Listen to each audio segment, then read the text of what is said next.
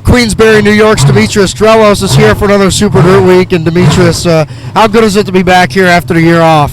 It feels great. I mean, last year it's definitely a void that needed to be filled. I mean, we didn't get to race here, obviously, because of COVID, but it's good to be back. It's chaotic, it's hectic, it's Dirt Week. It's the same as it always is, so should be good.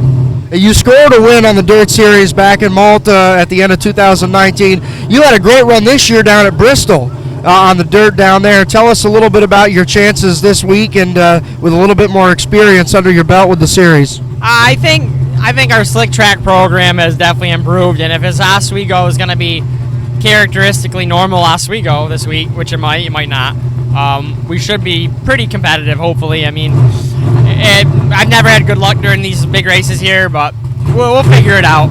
You're not necessarily a guy that's known for having a big crew, so how do you kind of handle the challenge of the live pit stops in these longer races?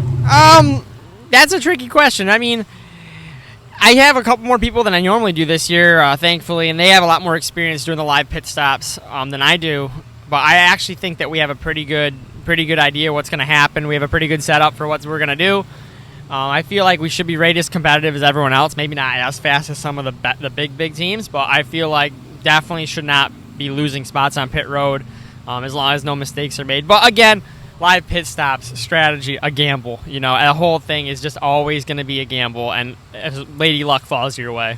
You talked about that gamble. How important to these races are these live pit stops? It's so different than anything else we see all year.